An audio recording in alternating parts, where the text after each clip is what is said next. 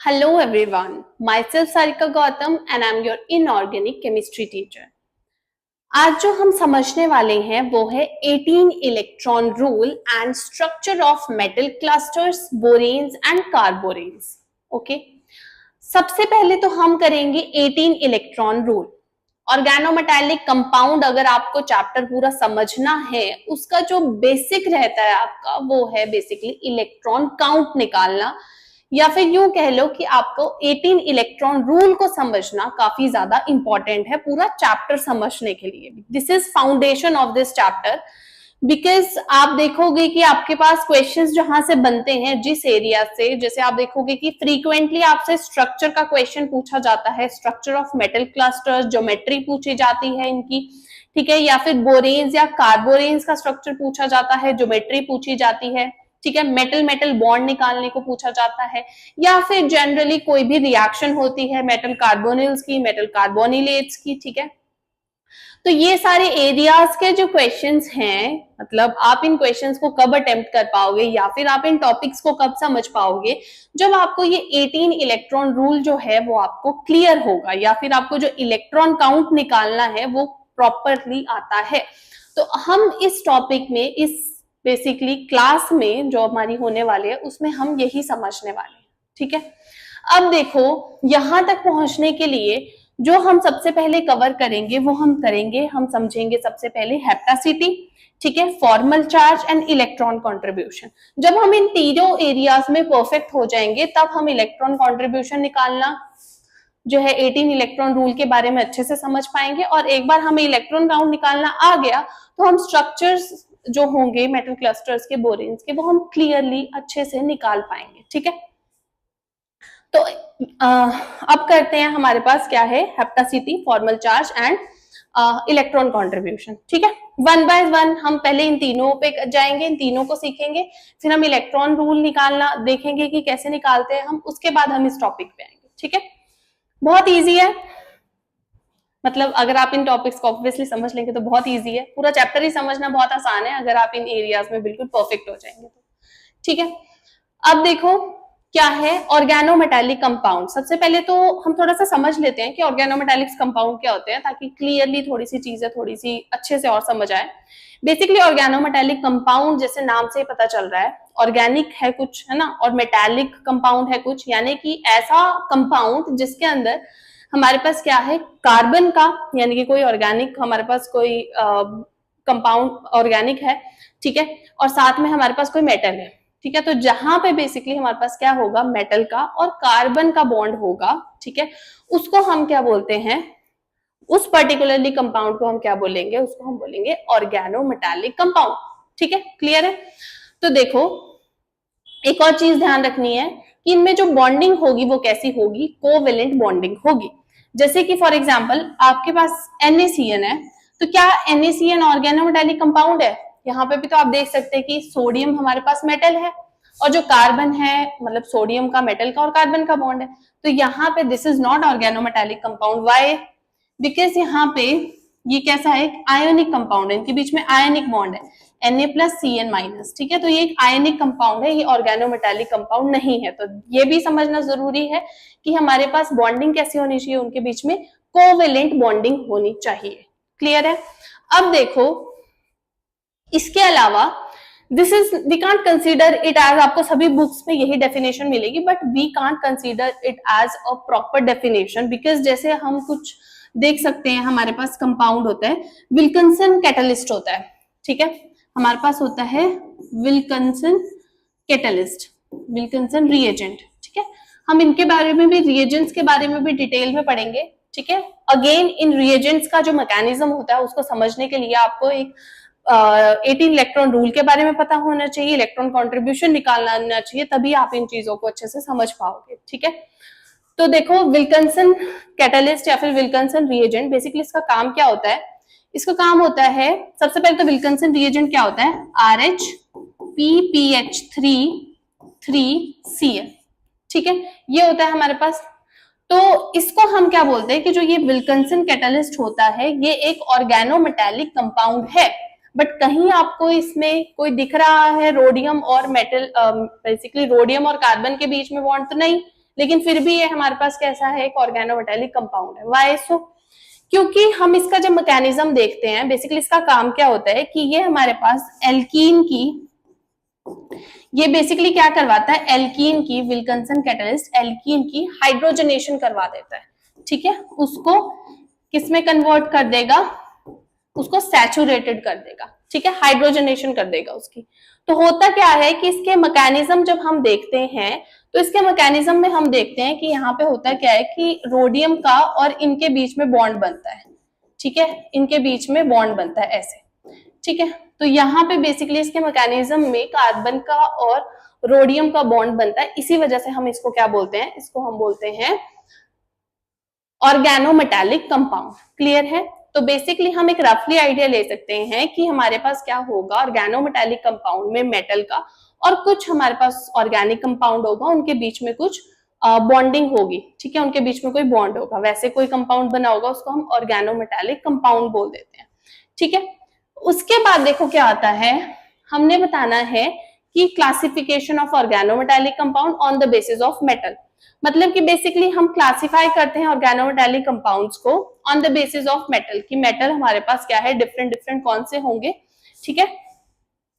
तो बात करें हम मेटल की, तो आपको पता है कि जो मेटल है हमारे पास वो कहां कहां से हो सकता है। देखो, मेटल हमारे पास हो सकता है कि वो मेन ग्रुप का मेटल हो, ठीक है, तो हम उसको क्या बोलेंगे, हम उसको बोलेंगे मेन ग्रुप ऑर्गेनोमेटालिक कंपाउंड। अगर मेटल हमारे पास किसका होता है, ट्रांजिशन मेटल होता है, तो हम उसको क्या बोलेंगे, ट्रांजिशन मेटल ऑर्गेनोमेटालिक कंपाउंड। और अगर हमारे पास जो मेटल है वो है लेंथेनाइड या फिर एक्टेनाइड्स का, तो हम उसको बोल देंगे लेंथेनाइड या फिर एक्टेनाइड ऑर्गेनोमेटालिक कंपाउंड, ठीक है। तो अब देखो एग्जाम्पल दे देती हूँ एक एक, आपको थोड़ा सा समझ आ जाएगा। जैसे कि हमारे पास अगर हम बात करें मेन ग्रुप की, तो मेन ग्रुप का मेटल होगा जैसे कि सबसे famous Grignard reagent, Grignard reagent. तो ग्रिग्नार्ड रिएजेंट में बेसिकली क्या होता है, RMgX, ठीक है, जैसे कि CH3MgX। तो यहाँ पे बेसिकली कार्बन का और मैग्नीशियम का बॉन्ड है, तो ये हमारे पास कैसा हो गया, मेन ग्रुप ऑर्गेनोमेटालिक कंपाउंड हमारे पास ये हो गया, ठीक है। वैसे ही हमारे पास आ जाता है एल्काइल लिथियम, जैसे कि मिथाइल लिथियम CH3Li, ये भी हमारे पास ऑर्गेनोमेटालिक कंपाउंड का ही एग्जाम्पल है, ठीक है। उसके बाद हमारे पास आता है क्या, ट्रांजिशन मेटल ऑर्गेनोमेटालिक कंपाउंड। इसमें जो हमारे पास जी सॉल्ट आता है, Zeise salt, Zeise salt basically हमारे पास first transition metal organometallic compound भी है, ठीक है। तो जी सॉल्ट हमारे पास फर्स्ट ऑर्गेनोमेटालिक कंपाउंड भी है, ठीक है। तो इसका फॉर्मूला क्या होता है, KPtCl3C2H4, ठीक है, ये होता है हमारे पास प्लैटिनम का। और देखो C2H4 इथीन का यहाँ पे बॉन्डिंग हो रही है, तो ये ऑर्गेनोमेटालिक कंपाउंड हो गया।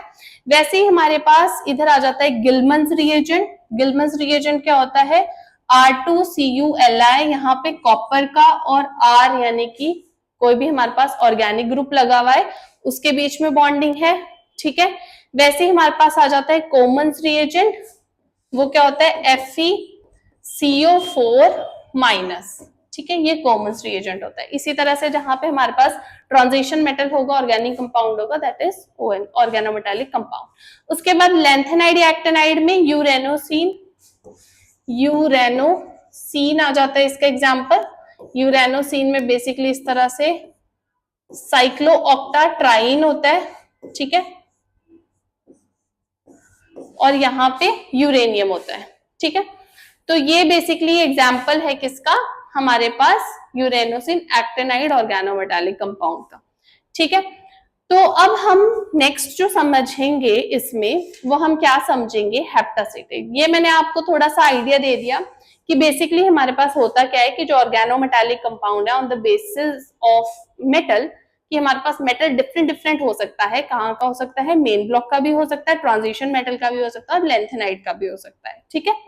अब देखो इसके बाद अब हम नेक्स्ट आते हैं, हमारे पास क्या है, हेप्टासिटी। मैंने आपको बोला था कि हमें अगर अपने लास्ट 18 इलेक्ट्रॉन रूल तक पहुंचना है तो हमें क्या क्या चीजें समझनी पड़ेगी, hapticity, formal charge and electron contribution सभी लिगेंड्स का। ठीक है, तो सबसे पहले हम समझेंगे हेप्टासिटी की हेप्टासिटी क्या होती है। ठीक है, तो देखो हेप्टासिटी क्या होती है, basically number of donor atoms, number of donor atoms, number of donor atoms of a ligand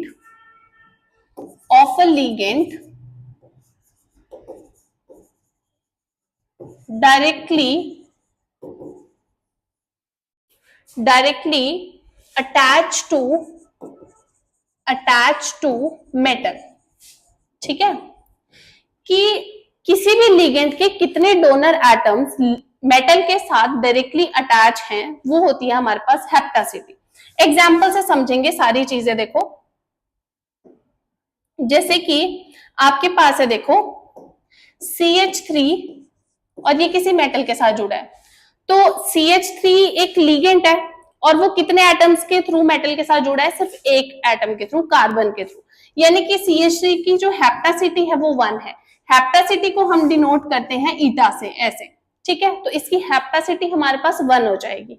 ठीक है, सिमिलरली हमारे पास है ये, ठीक है, मेटल। तो यहाँ पे देखो ये हमारे पास एक अलाइलिक लिगेंड है। ठीक है, यहाँ पे ये एक कार्बन के एटम से मेटल के साथ जुड़ा है, यानी कि इसकी हेप्टासिटी भी कितनी है, इसकी हेप्टासिटी भी 1 है। ठीक है, अगर हमारे पास यही लिगेंड मेटल के साथ ऐसे जुड़ा है, ऐसे ऐसे कुछ बॉन्डिंग दी है इसकी। ठीक है, तो अब देखो इसकी हेप्टासिटी कितनी होगी। हमें यहां से देख के ना कुछ ऐसा लग रहा है कि ये जो ये पाई बॉन्ड है ना, ये पाई बॉन्ड बेसिकली है, पाई बॉन्ड के अंदर क्या होते हैं, पाई इलेक्ट्रॉन्स। तो बेसिकली ये पाई इलेक्ट्रॉन्स मेटल को कुछ डोनेट हुए हैं। अब देखो जो पाई इलेक्ट्रॉन्स होते हैं वो किसके होते हैं, ये 2 कार्बन है। ठीक है, पहले इनके बीच में क्या हुआ होगा, ऐसे सिग्मा बॉन्ड बना होगा। ठीक है, दोनों कैसे p ऑर्बिटल के अंदर क्या है, पाई इलेक्ट्रॉन्स पड़े हैं, फिर इन दोनों के बीच में ओवरलैपिंग होगी। ठीक है, और कौन सा बॉन्ड बन जाएगा हमारे पास बन जाएगा पाई बॉन्ड। ठीक है, कौन सा बॉन्ड बन जाएगा, पाई बॉन्ड। ठीक है, इनकी ओवरलैपिंग होगी, पाई बॉन्ड बन जाएगा। फिर वो पाई इलेक्ट्रॉन्स डोनेट होंगे इस मेटल को। ठीक है, क्या होगा, फिर वो पाई इलेक्ट्रॉन्स डोनेट होंगे इस मेटल को। ठीक है, तो वो पाई इलेक्ट्रॉन्स है किसके, दोनों कार्बन एटम के ना, यानी कि यहां पे कितने एटम्स इन्वॉल्व है मेटल के साथ जो अटैच हैं, 2 ये वाले हो गए कार्बन वाले, एक ये वाला कार्बन हो गया, यानी कि टोटल 3। यानी कि इसकी हेप्टासिटी कितनी है, 3। क्लियर है, तो इसकी हेप्टासिटी हो जाएगी 3। ठीक है, तो अगर अब कैसे पता चलेगा आपको, सपोज ये अलाइलिक लिगेंड लगा है तो इसकी हेप्टासिटी 1 है या फिर 3 है। देखो हो सकता है कि आपके पास ना ये लिगेंड दे दिया है, क्या होता है ये लिगेंड, ये होता है C3H5, 3 कार्बन है 5 हाइड्रोजन है, तो ये होता है हमारे पास क्या, C3H5। तो हो सकता है कि ऐसे लिख दिया C3H5 ईटा 1 और ये मेटल के साथ ऐसे जुड़ा है। ठीक है, हो सकता है ऐसे लिख दिया ईटा 3 C3H5। तो इसका मतलब क्या है कि 2 C3H5 मेटल के साथ जुड़े हैं, जिसमें से एक जो है वो मेटल के साथ ऐसे जुड़ा है और जो दूसरा वाला है वो मेटल के साथ ऐसे जुड़ा है। ठीक है, ये मतलब हो गया इसका। ठीक है, अब ऐसे हो सकता है ये ऐसे लिखा हो, क्योंकि तीनों जुड़े हैं ना, तो हो सकता है ये ऐसे भी लिखा हो, एक ही बात है, इसका यही मतलब है। हो सकता है ये ऐसे जुड़ा हो, मतलब ऐसे लिखा हो। तो अब देखो आपने जो यहाँ पे चीज ध्यान रखनी है कि ये तो था जब इनकी हेप्टासिटी लिखी हुई थी। व्हाट इफ अगर हेप्टासिटी नहीं गिवन होगी, लिखी नहीं होगी, तो इस केस में आपने क्या कंसीडर करना है, इफ नॉट गिवन, ऐसे लिख लेना है, इफ नॉट गिवन, तो हमने क्या कंसीडर करना है, कंसीडर मैक्सिमम हेप्टासिटी। ठीक है, अगर गिवन नहीं है तो आपने मैक्सिमम हेप्टासिटी कंसीडर करनी है किसी भी लिगेंड की। यानी कि अगर C3H5 लिखा है अकेला, तो आपने क्या लेनी है इसकी हेप्टासिटी, आपने लेनी है इसकी हेप्टासिटी 3। ओके, अब देखो, ये तो हो गया आपका हेप्टासिटी के बारे में कि हेप्टासिटी क्या होती है कि किसी भी लिगेंड के कितने डोनर एटम्स मेटल के साथ डायरेक्टली अटैच है। ठीक है, अब हम सीखते हैं फॉर्मल चार्ज। एक बार मैं आपको फॉर्मल चार्ज बता दूं, फिर मैं सारे लिगेंड्स लिखती जाऊंगी, फिर हमने उसका फॉर्मल चार्ज भी देखना है और उसकी हेप्टासिटी भी देखनी। ठीक है, ओके, आगे बढ़ते हैं। अब हम समझते हैं फॉर्मल चार्ज।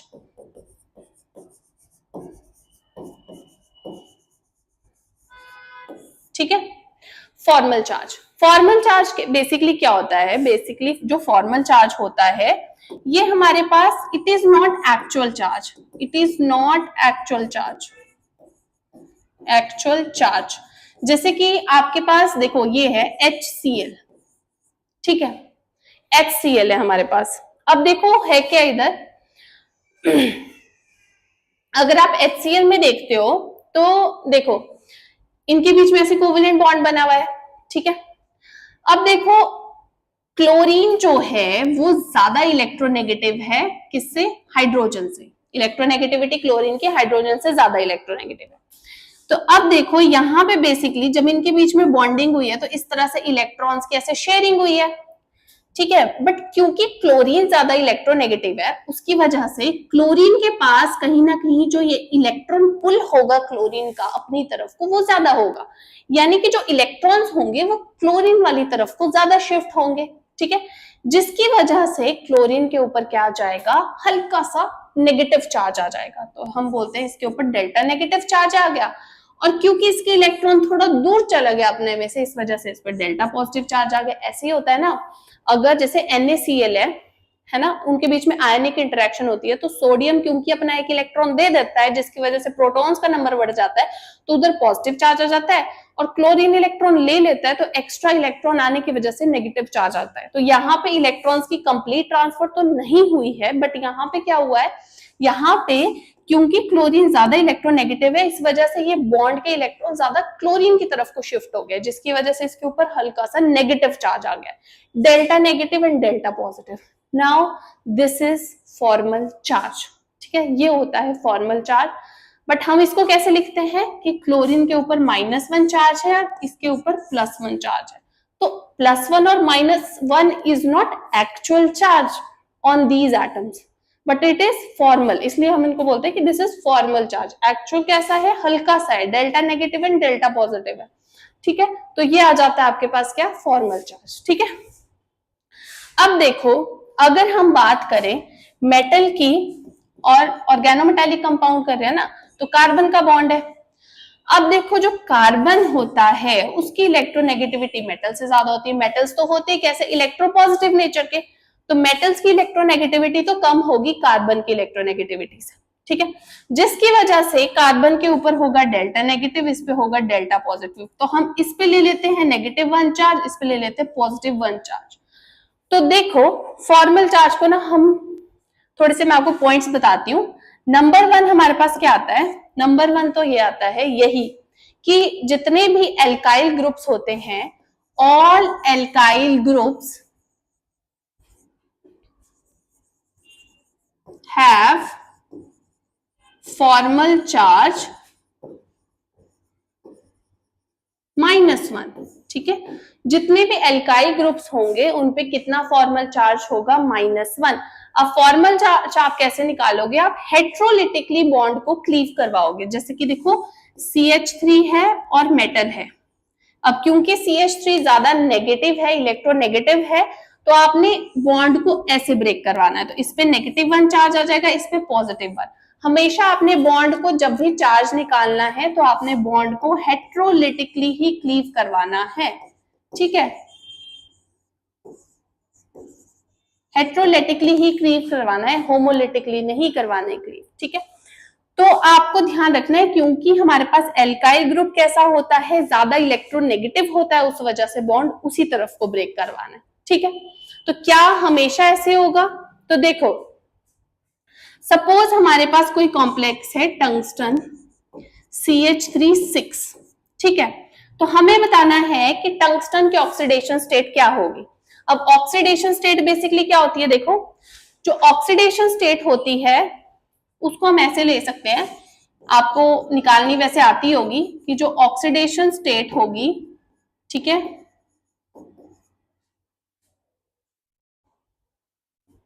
बेसिकली जो चार्ज होता है, charge on sphere, coordination sphere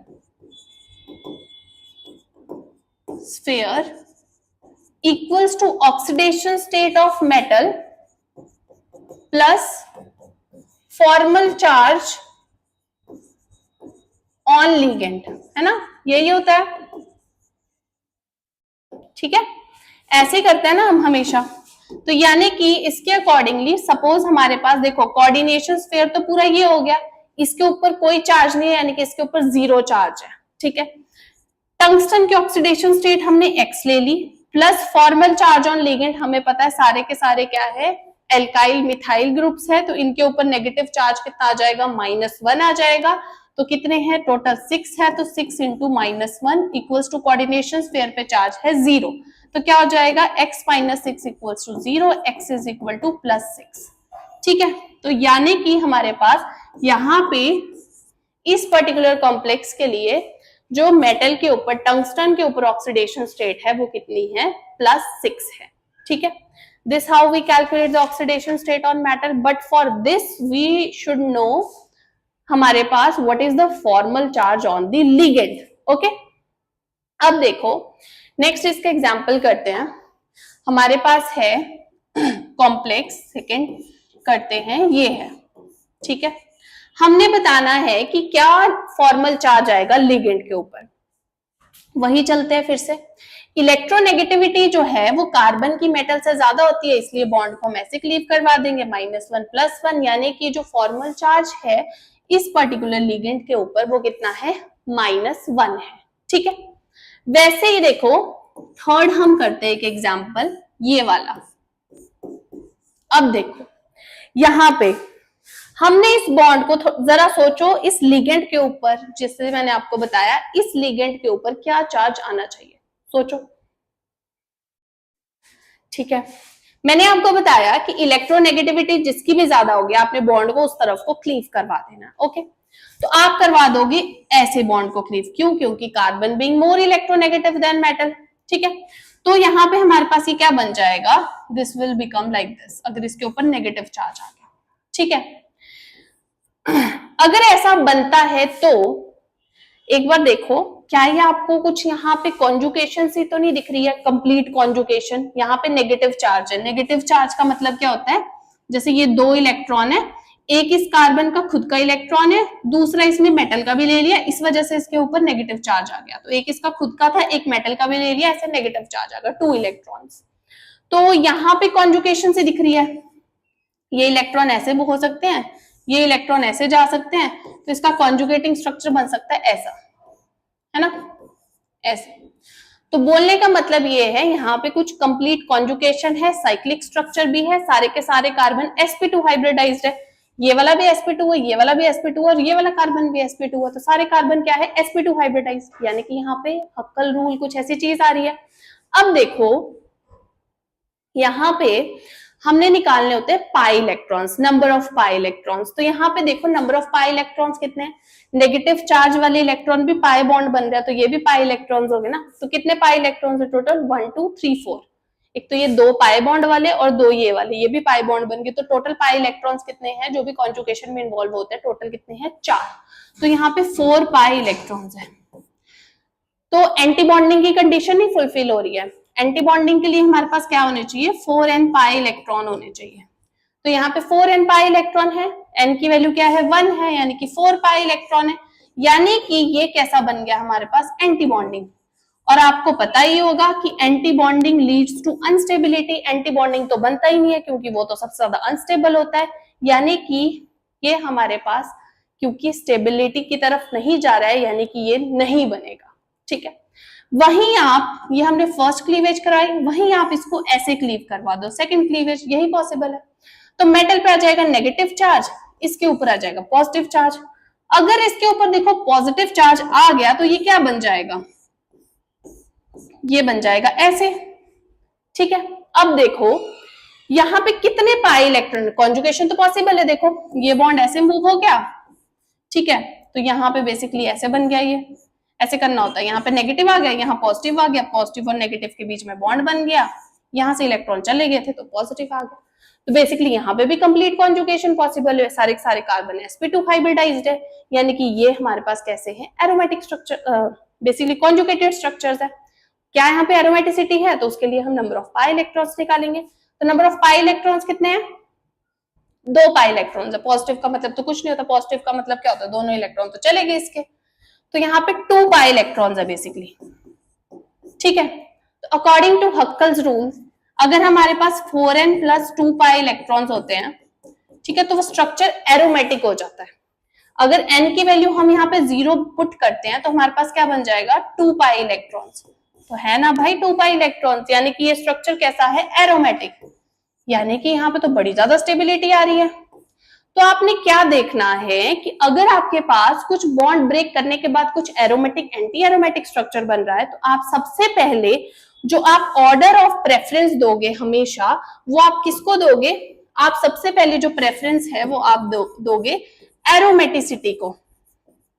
सबसे पहले आपने एरोमेटिसिटी को देखना है, फिर आप सेकंड चीज देखोगे इलेक्ट्रोनेगेटिविटी को, ठीक है, इलेक्ट्रोनेगेटिविटी को, ठीक है। तो पहले आपने क्या देखना है, पहले आपने देखनी है एरोमेटिसिटी, फिर आपने देखनी है इलेक्ट्रोनेगेटिविटी, ठीक है, जब भी आपने फॉर्मल चार्ज निकालना है। अब देखो मैंने आपको इतना कुछ समझाया, आपने सिंपल सा क्या करना है, जब भी आपके पास होंगे एरोमेटिक या एंटी एरोमेटिसिटी आ रही होगी, आपने सिंपल सा देखना है, जब भी हमारे पास कैसे होंगे, even number of pi bonds होंगे, ठीक है, तो आपके पास वो स्ट्रक्चर कैसा बन जाएगा, एंटी एरोमेटिक, एंटी एरोमेटिक, ठीक है। और हमेशा याद रखना, जो ये नेगेटिव चार्ज वाले इलेक्ट्रॉन्स होते हैं ये भी तो पाई बॉन्ड ही बन जाते हैं, यानी कि इनको भी आप पाई बॉन्ड में ही काउंट करोगे। तो even number of pi bonds, जैसे कि इस स्ट्रक्चर में देखो कितने नंबर ऑफ पाई बॉन्ड्स है, 2, आपने नेगेटिव चार्ज को भी पाई बॉन्ड में काउंट करना है, तो 2, तो 2 पाई बॉन्ड्स है, यानी कि ये कैसा हो जाएगा, एंटी एरोमेटिक। वैसे ही अगर आपके पास क्या है, odd number of pi bonds होंगे, तो आप उनको किसमें काउंट करोगे, आप उसको काउंट करोगे कि वो स्ट्रक्चर हमारे पास कैसा आ जाएगा, एरोमेटिक। जैसे इधर देखो, इधर सिर्फ एक पाई बॉन्ड है, पॉजिटिव का तो कुछ मतलब नहीं होता है, बट वहां पे कॉन्जुगेशन पॉसिबल होती है, तो यहाँ पे सिर्फ 1 है हमारे पास पाई बॉन्ड, यानी कि वो स्ट्रक्चर कैसा हो जाएगा, एरोमेटिक। तो बार बार ऐसे रूल लगाने की जरूरत नहीं है, ठीक है, ओके। चलो अब देखो नेक्स्ट एग्जाम्पल समझते हैं, आई होप आपको इतना तो समझ आ ही गया होगा। अब देखो नेक्स्ट समझते हैं, आपके पास है ये, ठीक है, और एक है आपके पास ये, ठीक है, इसमें बताना है आपको, ठीक है। अब देखो जो फर्स्ट वाला है, इसमें देखो, इसमें आप ऐसे बॉन्ड ब्रेक करोगे, क्योंकि यहाँ पे तो इलेक्ट्रोनेगेटिविटी वाला, सॉरी एरोमेटिसिटी वाला तो यहाँ पे कुछ नहीं दिख रहा है, ठीक है, तो इसको आप अकॉर्डिंग टू इलेक्ट्रोनेगेटिविटी ही ब्रेक करवाओगे इस बॉन्ड को। तो यहाँ नेगेटिव, यहाँ पे पॉजिटिव चार्ज आएगा, तो -1, ठीक है।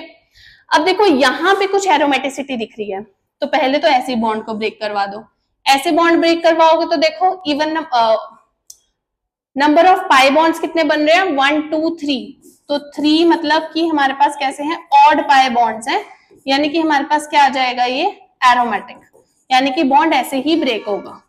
बॉन्ड कैसे ब्रेक होगा, ऐसे ही बॉन्ड ब्रेक होगा, ठीक है। तो इससे स्ट्रक्चर एरोमेटिक भी हो गया और इलेक्ट्रोनेगेटिविटी, दोनों के अकॉर्डिंगली हमारे पास बॉन्ड ऐसे ही ब्रेक होगा, ठीक है। तो इस पे चार्ज कितना आ जाएगा, -1, इस पे भी चार्ज कितना आ जाएगा, -1, ठीक है। अब देखो सपोज हमारे पास क्या है, हमारे पास है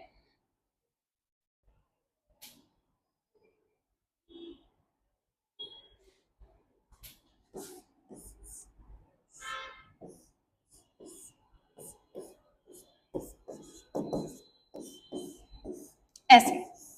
अब आपको बताना है लिगेंड्स के ऊपर फॉर्मल चार्ज क्या है, ठीक है।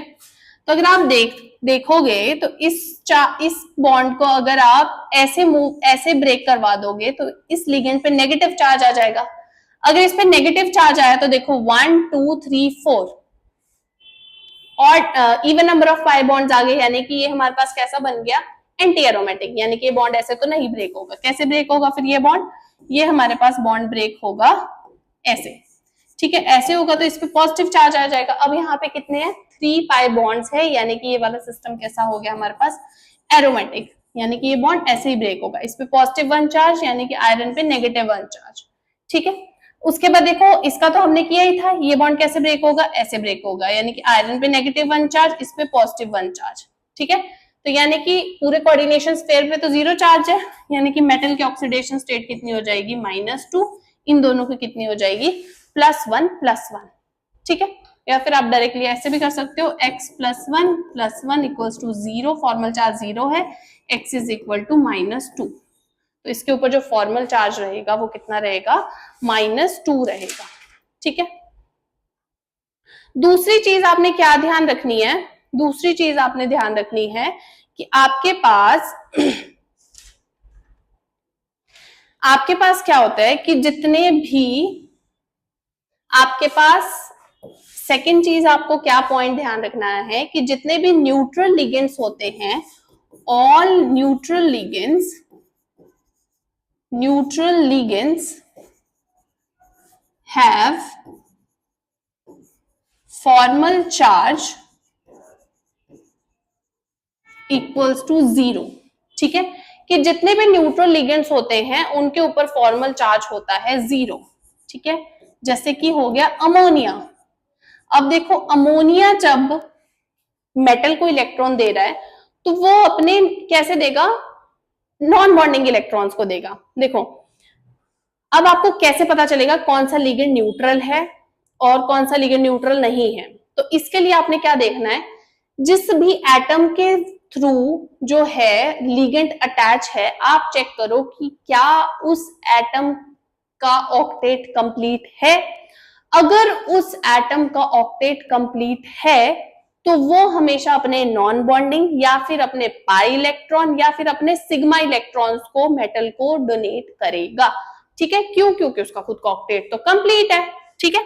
जब उसका ऑक्टेट कंप्लीट हो चुका होगा तो वो मेटल के साथ कौन सा बॉन्ड बनाएगा? कोऑर्डिनेट बॉन्ड बनाएगा, ठीक है।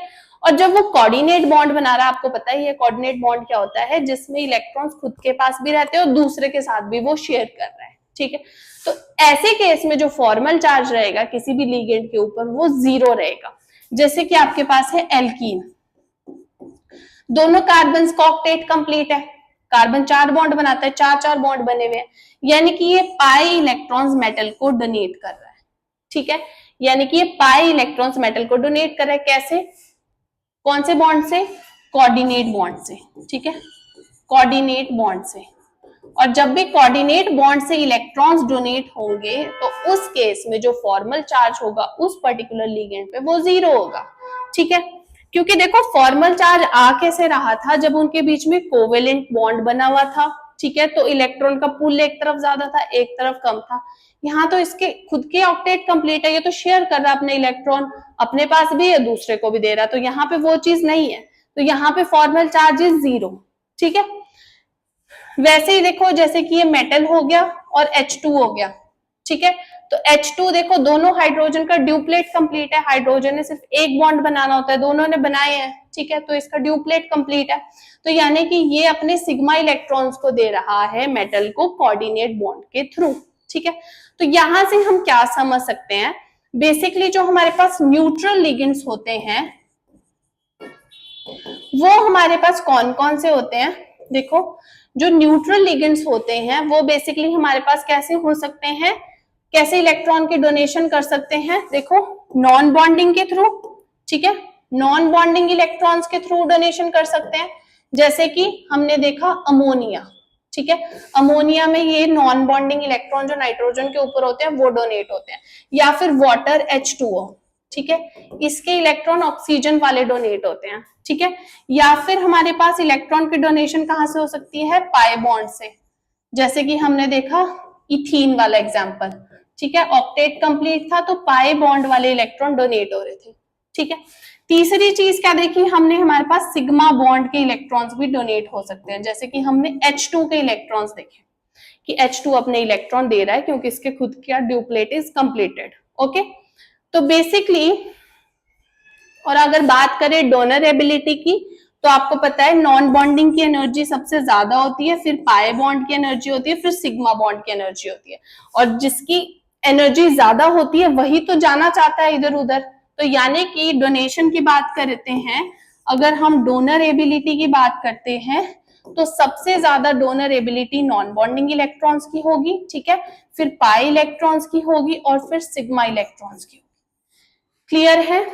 तो इस तरह से ये हमारे पास आ जाता है formal charge on neutral ligands will be equal to 0, ठीक है। इसके बाद देखो लास्ट जो मैंने आपको कहा था 18 इलेक्ट्रॉन रूल समझने के लिए, दैट वाज इलेक्ट्रॉन कंट्रीब्यूशन, ठीक है। अब हम समझेंगे कि इलेक्ट्रॉन कंट्रीब्यूशन किस तरह से होती है, ठीक है। तो हम समझेंगे इलेक्ट्रॉन कंट्रीब्यूशन,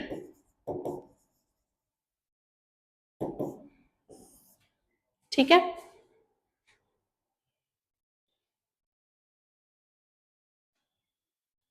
अब देखो इलेक्ट्रॉन कंट्रीब्यूशन अगर हमको निकालनी है कि किसी भी लिगेंड की मेटल के लिए कितनी इलेक्ट्रॉन कंट्रीब्यूशन है, सबसे पहले तो देखो हमारे पास कोई भी मेटल है, चाहे वो मेन ब्लॉक का है, चाहे ट्रांजिशन एलिमेंट है, या फिर हमारे पास लैंथेनाइड एक्टिनाइड है।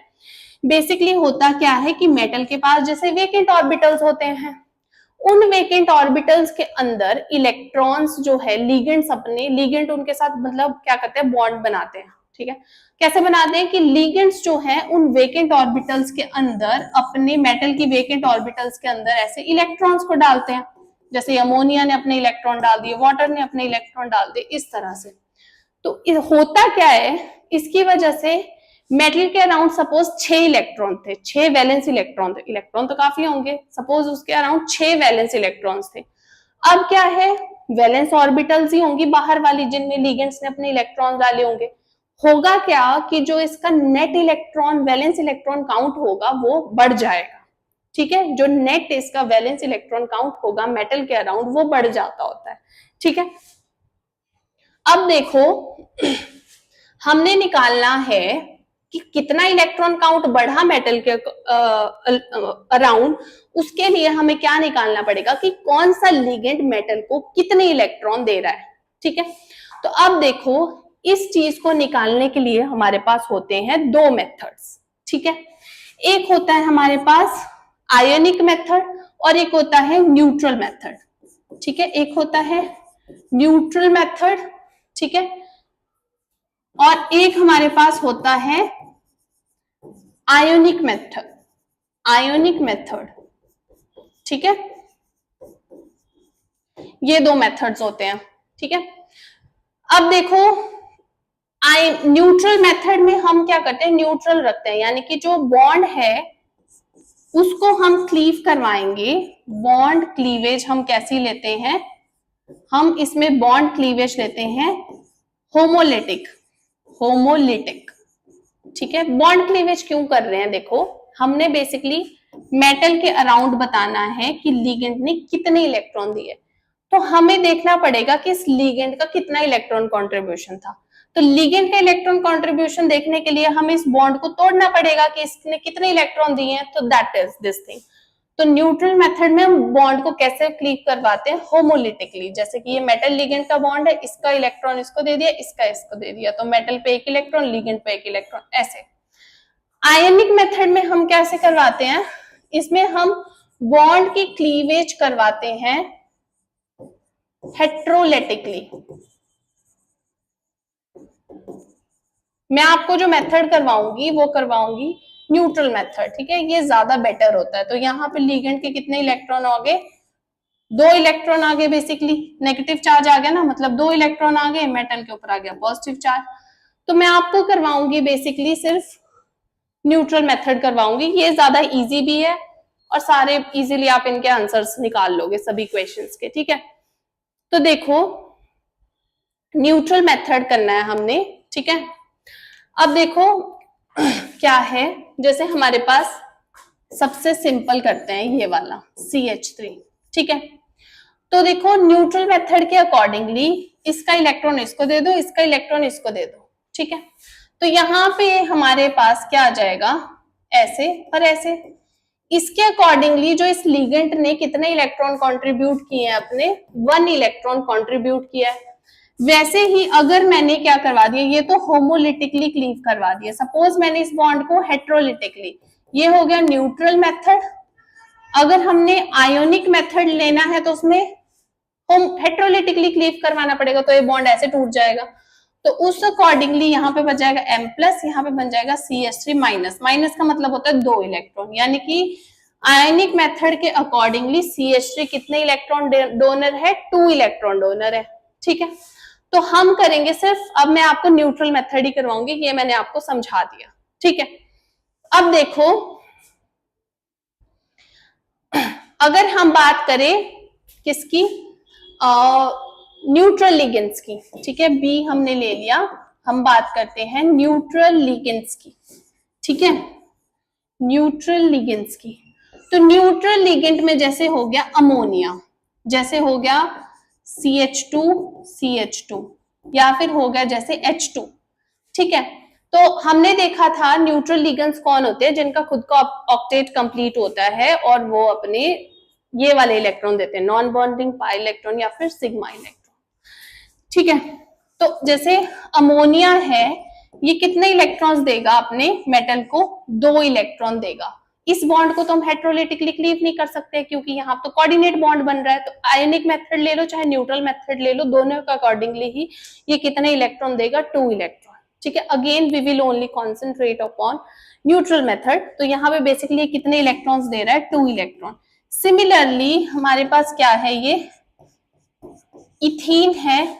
ठीक है, CH2 सॉरी, ये भी कितने इलेक्ट्रॉन देगा, अपने पाई इलेक्ट्रॉन्स देगा। तो पाई इलेक्ट्रॉन्स कितने होते हैं, 2 पाई इलेक्ट्रॉन्स देगा, तो ये भी कितने देगा, 2 इलेक्ट्रॉन्स देगा।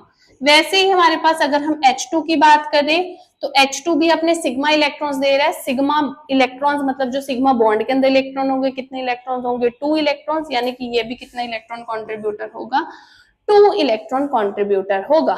ठीक है, तो क्या होता है बेसिकली हमारे पास ये 2 इलेक्ट्रॉन डोनर होते हैं। ठीक है, न्यूट्रल वाले। ठीक है, अब देखो मैं आपको एग्जांपल करवाती हूँ, उसमें हम फॉर्मल चार्ज में निकालेंगे, इलेक्ट्रॉन कंट्रीब्यूशन भी और हेप्टासिटी भी, तीनों चीज। ठीक है, अब देखो सबसे पहले हमारे पास सबसे फर्स्ट एग्जांपल करते हैं, इसमें मेटल है, कार्बन, ये वाला लिगेंड। ठीक है, हमने बताना है सबसे पहले हमने बताना है कि इसकी हेप्टासिटी कितनी है। हेप्टासिटी होता है कि किसी भी लिगेंड के कितने डोनर एटम अटैच है मेटल के थ्रू। तो इसके कितने एटम अटैच है, सिर्फ एक एटम, यानी कि इसकी हेप्टासिटी कितनी है, 1 है। दूसरी चीज हमने बताना है कि इस लिगेंड के ऊपर फॉर्मल चार्ज कितना है। तो फॉर्मल चार्ज की अगर हम बात करें इस लिगेंड के ऊपर, तो इस लिगेंड के ऊपर देखो हमारे पास फॉर्मल चार्ज हमें पता है 0 भी हो सकता है या फिर कुछ प्लस माइनस कुछ भी हो सकता है। तो फॉर्मल चार्ज निकालने के लिए सबसे पहले तो हमें क्या देखना है कि इनके बीच में कौन सा बॉन्ड बना है, क्योंकि अगर कोऑर्डिनेट बॉन्ड बन रहा होगा तो उस केस में तो फॉर्मल चार्ज 0 होगा। ठीक है, तो ये चेक करने के लिए कि कौन सा बॉन्ड है, उसके लिए हम ये देखते हैं कि उस पर्टिकुलर एटम का ऑक्टेट कंप्लीट है या नहीं। तो अगर हम बात करें कार्बन की, तो कार्बन का ऑक्टेट तो कंप्लीट नहीं है, कार्बन 4 बॉन्ड बनाता है, कार्बन ने तो 3 बॉन्ड बनाए हैं, 2 इस कार्बन के साथ, 1 हाइड्रोजन के साथ, तो 3 बॉन्ड बनाया। यानी कि सबसे पहले तो ये क्या करेगा, अपना ऑक्टेट कंप्लीट करेगा मेटल के साथ। मेटल के साथ अपना ऑक्टेट कंप्लीट करेगा कैसे, कोवेलेंट बॉन्ड बना के। यानी कि यहाँ पे ये बॉन्ड कैसा है, ये है कोवेलेंट बॉन्ड। ठीक है, तो कोवेलेंट बॉन्ड है यहाँ पे इनके बीच में, यानी कि यहाँ पे कैसी क्लीवेज होगी, यहाँ पे हम हेट्रोलिटिक क्लीवेज करके हम यहाँ पे निकालेंगे फॉर्मल चार्ज। अब यहाँ पे तो कुछ एरोमेटिसिटी वाला नहीं है, तो यहाँ पे इलेक्ट्रोनेगेटिविटी से चार्ज निकालेंगे। तो इस बॉन्ड को हम ऐसे ब्रेक करवा देंगे, इस पे -1 चार्ज आ जाएगा, इस पे +1 चार्ज आ जाएगा। ओके, इसके बाद देखो हमने चार्ज भी देख लिया कि इसमें चार्ज कौन सा होगा। ठीक है, इस पे है -1 चार्ज। अब बारी आती है इलेक्ट्रॉन कॉन्ट्रीब्यूशन की, हमने सिर्फ न्यूट्रल मेथड देखना है। अब देखो क्या था, कुछ ऐसा सिनेरियो था कि इस कार्बन ने ऐसे बॉन्ड बनाए थे, एक इसका ऑक्टेट कंप्लीट नहीं था मेटल के साथ इसने, यानी कि कैसा बॉन्ड बनाया है, कोवेलेंट बॉन्ड बनाया है, यानी कि सिर्फ, और कैसा कोवेलेंट बॉन्ड बनाया है, सिंगल कोवेलेंट बॉन्ड बनाया है। ठीक है, और सिंगल कोवेलेंट बॉन्ड बनाने के लिए इसको कितने इलेक्ट्रॉन की शेयरिंग करनी पड़ेगी? एक इलेक्ट्रॉन की, यानी कि ये कितने इलेक्ट्रॉन कंट्रीब्यूटर होगा? 1 इलेक्ट्रॉन की। अगर डबल कोवेलेंट बॉन्ड बन रहा होता है, ठीक है, जैसे सपोज सिर्फ CH2 होता, वही एग्जांपल कर लेते हैं नेक्स्ट, ठीक है, जैसे कि हमारे पास है कोई लिगेंड Cr2 ऐसे मेटल के साथ लगा हुआ, तो इधर देखो कार्बन है, इसका ऑक्टेट कंप्लीट नहीं है, यानी कि मेटल के साथ इसने सबसे पहले तो अपना ऑक्टेट को कंप्लीट करेगा। कैसे कंप्लीट करेगा? मेटल के साथ डबल बॉन्ड बना के, डबल कोवेलेंट बॉन्ड बना के। अगर डबल कोवेलेंट बॉन्ड ये मेटल के साथ बना रहा है तो ये अपनी 2 इलेक्ट्रॉन की शेयरिंग कर रहा है मेटल के साथ, यानी कि कितने इलेक्ट्रॉन कंट्रीब्यूटर होगा? 2 इलेक्ट्रॉन कंट्रीब्यूटर होगा। तो इस तरह से हम इलेक्ट्रॉन कंट्रीब्यूशन निकालते हैं। सेकेंड थिंग, यहाँ पे हेप्टासिटी कितनी है? इसकी भी हेप्टासिटी 1 है, क्योंकि एक ही कार्बन एटम अटैच है मेटल के साथ, ठीक है। डबल बॉन्ड का मतलब ये नहीं है कि हमारे पास हेप्टासिटी 2 हो जाएगी, हेप्टासिटी 1 ही रहेगी, क्योंकि हम उसमें नंबर ऑफ एटम देखते हैं, ना कि बॉन्ड्स देखते हैं, ठीक है। यहाँ पे एक्चुअली कंफ्यूजन होती है, तो मैं आपको पहले ही इसको क्लियर कर देती हूँ, ठीक है। बात करें इलेक्ट्रॉन कॉन्ट्रीब्यूशन की, तो 2 इलेक्ट्रॉन कॉन्ट्रीब्यूशन है, ठीक है। थर्ड चीज क्या है? Formal charge. तो फॉर्मल चार्ज आप कैसे निकालते हैं? फॉर्मल चार्ज को आपको कैसे निकालना होता है? यहाँ पे तो एरोमेटिसिटी कुछ नहीं, तो इलेक्ट्रोनेगेटिविटी के अकॉर्डिंगली बॉन्ड को ब्रेक करवा दो। बॉन्ड को ब्रेक किस में नहीं करवाते? जब न्यूट्रल लिगेंड होता है। ये तो नहीं है न्यूट्रल लिगेंड, क्यों? क्योंकि इसका ऑक्टेट कंप्लीट नहीं हुआ है, ठीक है। यहाँ पे कौन सा बॉन्ड बना है? कोवेलेंट। जहां पे हमारे पास क्या होता है? कोऑर्डिनेट बॉन्ड बनता है। कोऑर्डिनेट बॉन्ड जहां बनता है वहां पे हमारे पास क्या होता है? वहां पे हमारे पास फॉर्मल चार्ज 0 होता है, ठीक है। और जहां पे हमारे पास कोवेलेंट बॉन्ड बनता है वहां पे हमारे पास कुछ ना कुछ फॉर्मल चार्ज आएगा ही आएगा, ठीक है। some formal charge will be there, positive negative it depends on the ligand की aromaticity आ रही है या फिर क्या है, ठीक है। तो यहाँ पे तो हमारे पास क्या होगा? यहाँ पे हम हेट्रोलिटिक क्लीवेज करेंगे इसकी फॉर्मल चार्ज निकालने के लिए। ऐसे बॉन्ड ब्रेक होगा, क्योंकि इलेक्ट्रोनेगेटिविटी कार्बन की ज्यादा होती है मेटल से, तो ये बॉन्ड ऐसे ही ब्रेक करेंगे। दोनों बॉन्ड ब्रेक करेंगे ना, ये वाला भी इसकी तरफ, तो इस पे -2 चार्ज आ गया, मेटल पे +2 चार्ज आ गया, तो इस लिगेंड पे चार्ज कितना हुआ? फॉर्मल चार्ज -2, ठीक है।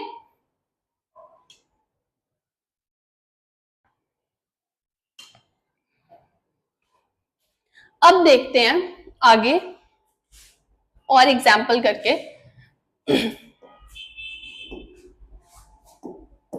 अब देखो नेक्स्ट है हमारे पास ये वाला लिगेंड, ठीक है। तो सबसे पहले बात करते हैं हेप्टासिटी की, तो 1 है, ठीक है, क्योंकि एक कार्बन के थ्रू अटैच है ये मेटल से। दूसरी चीज अगर हम बात करें फॉर्मल चार्ज की, तो यहाँ पे भी कोई एरोमेटिसिटी वाली चीज नहीं है, यानी कि बॉन्ड ऐसे ही टूटेगा। इस पे -1 चार्ज है, इस पे +1 चार्ज आ गया। बात करें इलेक्ट्रॉन कॉन्ट्रीब्यूशन की, तो ये एक कार्बन के थ्रू अटैच है, इसमें एक कार्बन के थ्रू अटैच है, यानी कि यहाँ पे इलेक्ट्रॉन कॉन्ट्रीब्यूशन होगी, तो हमें सबसे पहले तो बॉन्ड देखना पड़ेगा। बात करें बॉन्ड की, तो इनके बीच में तो कोवेलेंट बॉन्ड है, क्योंकि इस कार्बन का ऑक्टेट कंप्लीट नहीं है, तो मेटल के साथ सिंगल कोवेलेंट बॉन्ड बनाएगा, यानी कि यहाँ पे 1 इलेक्ट्रॉन की कंट्रीब्यूशन हो रही है, ठीक है। फिर है हमारे पास ये, ठीक है। यहाँ पे क्या है? देखो इसकी हेप्टासिटी कितनी, हमने पहले निकाला था, इसकी हेप्टासिटी 3 थी, क्योंकि दोनों कार्बन भी अटैच है। बात करें इलेक्ट्रॉन कंट्रीब्यूशन की, तो यहां से तो 1 इलेक्ट्रॉन की कंट्रीब्यूशन हो रही है, क्योंकि इसका ऑक्टेट कंप्लीट नहीं था, तो इसने सिंगल कोवेलेंट बॉन्ड बनाया मेटल के साथ। बात करें यहाँ इन दोनों कार्बन का, तो ऑक्टेट कंप्लीट था, ठीक है, यानी कि ये अपना पाई इलेक्ट्रॉन्स दे रहे हैं। और कैसे देंगे पाई इलेक्ट्रॉन्स? कौन से बॉन्ड से? Covalent bond, sorry coordinate bond से। तो यानी कि इधर फॉर्मल चार्ज भी क्या होगा? 0 होगा। और कितने इलेक्ट्रॉन्स दे रहे हैं ये पाई इलेक्ट्रॉन्स? कितने होते हैं? 2। तो यहाँ से 2 इलेक्ट्रॉन्स डोनेशन हो रही है, यहाँ से 1 इलेक्ट्रॉन डोनेशन हो रही है, तो टोटल इलेक्ट्रॉन डोनेशन कितनी हो रही है? 3 इलेक्ट्रॉन्स की कंट्रीब्यूशन है इसकी, ठीक है। दूसरी चीज क्या है कि जो फॉर्मल चार्ज, आपको पता है यहां से कैसे सिर्फ पाई इलेक्ट्रॉन डोनेट हो रहे हैं, ठीक है। तो यहाँ पे हमारे पास फॉर्मल चार्ज इसकी वजह से 0 आ जाएगा। यहाँ पे प्रॉपर इनके बीच में कोवेलेंट बॉन्ड बन रहा है, उसको हम ऐसे ब्रेक करवाएंगे, तो यहाँ पे -1 चार्ज, यहाँ पे +1 चार्ज। ऑल इन ऑल जो ये C3H5 है, इसके ऊपर जो फॉर्मल चार्ज है वो कितना है? -1 है, ठीक है। इस पे फॉर्मल चार्ज कितना है? -1। ठीक है। हेप्टासिटी कितनी है 3, इलेक्ट्रॉन कंट्रीब्यूशन भी कितनी है 3, ऊपर हेप्टासिटी थी 1, इलेक्ट्रॉन कंट्रीब्यूशन भी थी 1। तो आपने ध्यान रखना है, ये मार्क कर लेना कि जितनी हेप्टासिटी होती है उतनी ही इलेक्ट्रॉन कंट्रीब्यूशन भी होती है, ठीक है। उसके बाद देखो, मैं आपको एक एग्जांपल से समझाती हूँ सेम चीज। आपके पास क्या है, देखो ये है,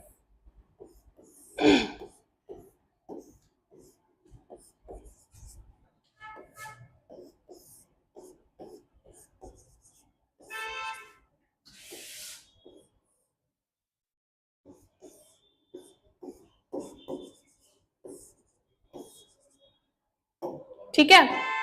अब देखो यहां पे अगर हम बात करें, इसकी हेप्टासिटी 1 है क्योंकि ये एक कार्बन के थ्रू अटैच है। यहाँ पे बेसिकली कितने कार्बन के थ्रू अटैच है, ये साइक्लो पेंटाडाइन है ये बेसिकली हमारे पास, ठीक है। यहाँ पे देखो ये कितने के साथ अटैच है, कितने के थ्रू अटैच है, 3 के थ्रू, तो इसकी हेप्टासिटी 3 है। इसकी हेप्टासिटी कितनी, कितने कार्बन के थ्रू अटैच है, 1 2 3 4 एंड 5, तो इसकी हेप्टासिटी 5 है। अब देखो इलेक्ट्रॉन कंट्रीब्यूशन निकालो फटाफट से। इस कार्बन का ऑक्टेट तो कंप्लीट नहीं है, यानी कि इसने मेटल के साथ सिंगल कोवेलेंट बॉन्ड बनाया है, यहाँ से 1 इलेक्ट्रॉन आ गया कंट्रीब्यूशन में, ठीक है, यानी कि इसकी कंट्रीब्यूशन कितनी होगी 1 इलेक्ट्रॉन की।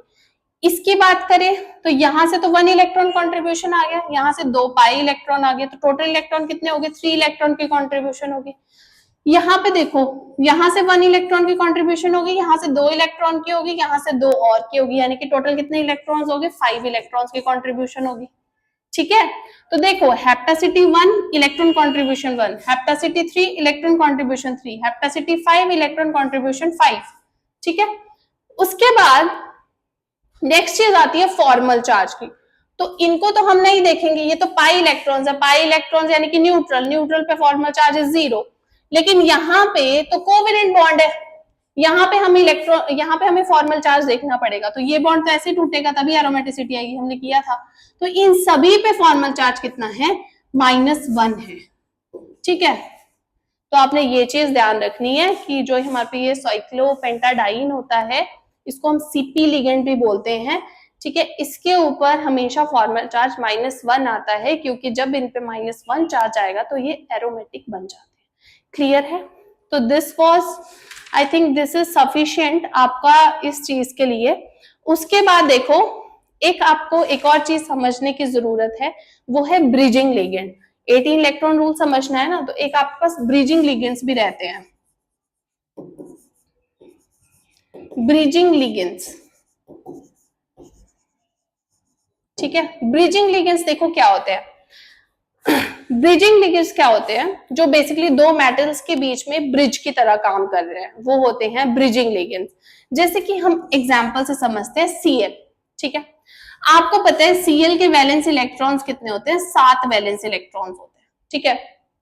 तो सबसे पहले तो Cl क्या करेगा, जब भी मेटल के साथ बॉन्ड बनाएगा तो सबसे पहले वो अपना ऑक्टेट कंप्लीट करेगा, क्योंकि इसका ऑक्टेट तो कंप्लीट नहीं है, ठीक है। तो सबसे पहले ये अपना ऑक्टेट कंप्लीट करेगा, ठीक है।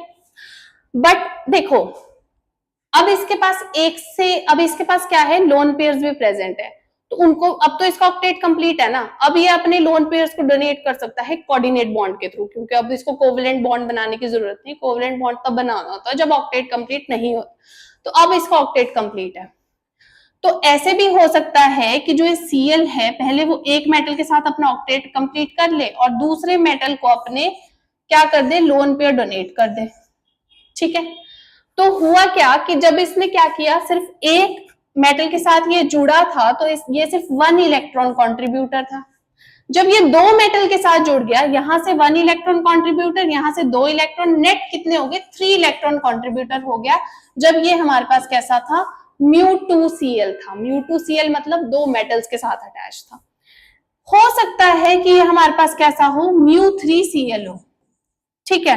μ3Cl होगा तो Cl कैसे होगा, एक मेटल के साथ हो गया, इसने लोन पेयर एक मेटल को दे दिया, दूसरा लोन पेयर इसने दूसरे मेटल को दे दिया, अभी भी एक लोन पेयर पड़ा है इसके पास, तो अभी भी एक और मेटल के साथ ये जुड़ सकता है। तो इसने जो टोटल इलेक्ट्रॉन्स दिए, कंट्रीब्यूट किए, कितने दिए इसने टोटल इलेक्ट्रॉन, 1 2 3 4 5, टोटल इसने 5 इलेक्ट्रॉन कंट्रीब्यूट किए मेटल को डोनेट करने के लिए, ठीक है। तो ये कितना इलेक्ट्रॉन डोनर हो गया, 5 इलेक्ट्रॉन डोनर हो गया, ठीक है। इस तरह से आप निकालते हो इसमें कि किस तरह से कि आपके पास कौन सा एटम जो होगा वो ब्रिजिंग कर रहा होगा, ठीक है। जैसे फॉर एग्जांपल आपके पास है OR, तो OR क्या करेगा, ऑक्सीजन के पास कैसे होते हैं, ऐसे बेसिकली ये ऑक्सीजन है, आपको पता है इसमें 6 वैलेंस इलेक्ट्रॉन होते हैं ऑक्सीजन में, 1 2 3 4 5 6, ठीक है। OR का मतलब है एक R इसके साथ जुड़ा हुआ है, अभी भी इसका ऑक्टेट कंप्लीट नहीं है, यानी कि सबसे पहले तो मेटल के साथ ये अपना ऑक्टेट कंप्लीट करेगा। तो अगर ये सिर्फ एक मेटल के साथ जुड़ा है तो ये सिर्फ 1 इलेक्ट्रॉन डोनर होगा, ठीक है। अगर ये 2 मेटल के साथ जुड़ गया, 2 मेटल के साथ जुड़ गया तो हमारे पास कैसे जुड़ेगा ये 2 मेटल के साथ, पहले तो ये एक मेटल के साथ अपना ऑक्टेट कंप्लीट करेगा, फिर दूसरे मेटल को अपना कोई भी एक लोन पेयर उठा के ये दूसरे मेटल को अपना दे देगा। तो ये कितना इलेक्ट्रॉन कंट्रीब्यूटर हो गया, 3 इलेक्ट्रॉन कंट्रीब्यूटर हो गया जब ये μ2OR होगा। और ऐसा μ1 है, μ2 है, μ3 है, ये आपको एग्जाम में पेपर में लिखा हुआ मिलेगा, ठीक है।